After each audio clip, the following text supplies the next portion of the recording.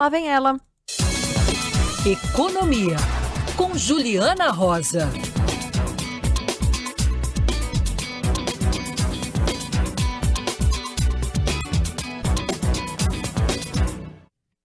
Economia é com você, Juliana Rosa. A gente está querendo saber, tirar a temperatura do problema do sistema financeiro hoje, como é que tá. Começou de um jeito, foi mudando, o cheirinho tá mudando. Como é que tá o cheiro da água agora? O cheiro do rio, o cheiro da lagoa? Conta pra gente, Juliana Rosa, boa tarde. Tá esquisito, hein? Oi, Neg. Boa tarde, Débora, Fábio. Oi. Boa tarde para você, ouvinte. Olha, agora há pouco a situação está mais positiva no mercado financeiro mundial, as bolsas de Nova York estão subindo, aqui a bolsa brasileira sobe um pouco também. É um dia que começou já mais ameno do que o de ontem, desde que o Banco Central da Suíça garantiu que não vai deixar o Banco Credit Suisse quebrar, garantiu liquidez ao Credit Suisse. Então, hoje já a abertura já foi mais positiva e você tem um ambiente aqui agora de melhora também de ações de bancos, com informações do The Wall Street Journal dizendo que os bancos Morgan Stanley e JP Morgan negociam um possível pacote de injeção de capital no First Republic Bank, que é um terceiro banco nos Estados Unidos que poderia vir a dar problema, teve recomendação rebaixada ontem, e o que a gente percebe é que você tem uma corrida rápida, parece que está tendo uma resposta rápida das autoridades, dos governos, para evitar uma crise mais grave no setor financeiro. Ontem mesmo, com a questão do Credit Suisse, foi importante o próprio governo suíço garantir que vai ter controle da situação. No caso do Credit Suisse, também era uma questão muito específica, porque o Credit Suisse vem tendo problemas de balanço já há uns 2 anos. O último balanço, eu estava olhando aqui do banco, foi o pior balanço da história do banco. É um banco que já vem acumulando problemas, enfim, não tem uma coisa não tem a ver com a outra, né? Mas o fato é que esse é um momento de crise de confiança. Então, cada um por seu motivo, parece que tem mais a ver, o INEG, realmente com questão de gestão das instituições, né, do que com uma questão mais sistêmica, mas o fato é que os governos têm que agir rapidamente mesmo para evitar, aí sim, uma contaminação maior, porque no caso do Credit Suisse é um banco que é muito maior do que os bancos que quebraram, do que o Silicon Valley nos Estados Unidos, é o dobro aí dos ativos hoje que ele tem, né, do Credit Suisse, do que o Silicon Valley, por exemplo. E o que eu estava apurando, né, que mais importante até do que o tamanho do Credit, no sentido de ativos, é o que ele representa para o sistema financeiro mundial.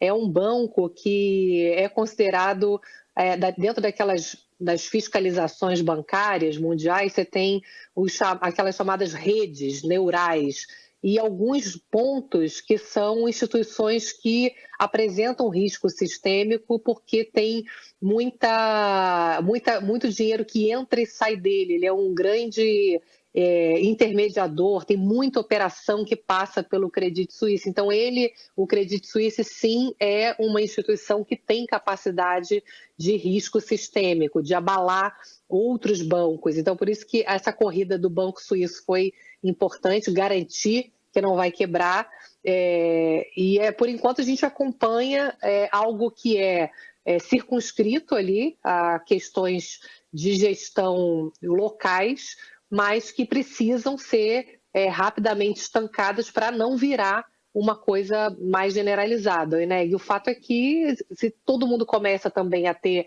uma insegurança nesse momento, na prática os bancos se retraem, não emprestam dinheiro e com isso você tem uma dificuldade já prática da economia, que é uma dificuldade de crédito, de oferta de crédito.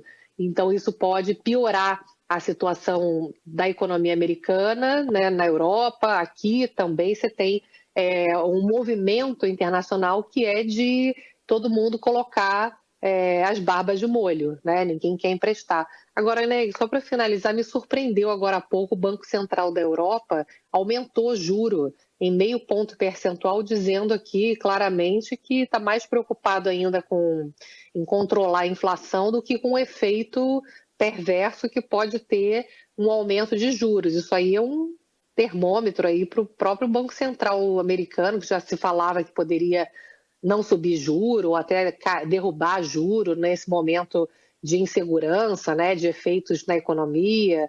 E eles aí tomaram uma decisão, um sangue frio aí, né, com um momento tão complexo que no fundo, ninguém sabe exatamente quais vão ser as repercussões, né?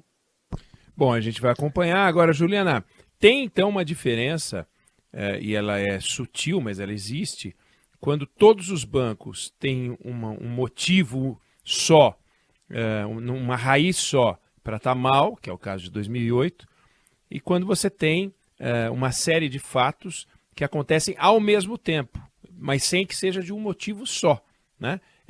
Não é desprezível essa diferença, né, Juliana? É importante a gente mostrar que são situações completamente diferentes, porque a gente tinha, de fato, um risco sistêmico em 2008. Eram bancos que tinham nos seus balanços ativos que eram altamente arriscados. Não é uma explicação única nesse momento. O que está por trás é mais uma questão localizada de má gestão dessas instituições. Agora, Ineg, por trás dessas histórias todas, não é o motivo principal, mas tem um motivo em comum que piora instituições que já estavam, claro, sendo mal geridas, que é o fato de que o Banco Central dos Estados Unidos aumentou o juro rapidamente, né, recentemente. Isso fez com que houvesse uma dificuldade maior de liquidez, de oferta de dinheiro. Então, os bancos que já não estavam muito bem, né, eles ficaram numa situação ainda mais difícil. Então, tem esse pano de fundo por trás do aumento de juros americano, mas claro que eles estavam alavancados demais, já estavam numa situação numa situação adversa como essa, de aumento de juros, ele acaba ficando numa situação muito pior, né, numa situação que já vinha ruim, né? E o mais engraçado, né, Juliana, só para encerrar, é que a gente vê várias entrevistas desses gestores do mercado financeiro ensinando como o governo deve fazer para cuidar das contas públicas. E na hora que dá ruim, quando eles que aprontam, eles correm para onde? Correm para o Estado, né? É uma coisa meio maluca, porque daí é o Fed que tem que responder, é o governo, é o Tesouro, é o Estado que tem que agir, mas enquanto está tudo, entre aspas, bem, eles ficam dando entrevistas, né, nos jornais, dando palpite. O Estado precisa fazer isso, o Estado precisa fazer aquilo. Agora que está dando ruim, é aquela correria. É curioso, né, Juliana? É o tal que nos Estados Unidos o pessoal chama de too big to fail, né? Quando é muito grande para quebrar, os estados têm que salvar os bancos para evitar uma crise maior. Aí os estados têm que se virar, né, Enem? Não tem muito jeito. É isso aí, Juliana Rosa, Economia com você. E amanhã a gente conversa na sexta-feira, hein, Juliana? Tá chegando o final de semana. Você tá chique, hein, Enem? Eu fui tirar foto. Ah, tá, 3x4. Não, eu levei. Na verdade é o seguinte, eu fui passear com o Ineguinho, que tá aqui. E o Ineguinho, ele usa gravata, né? Ele tá sempre de terno. Então eu tinha que estar na estica para passear com ele, entendeu? Senão alguém ia falar, puxa vida, o pai de bermuda e camiseta, olha o que ele está ensinando pro filho dele. Então eu botei uma gravatinha, um terninho.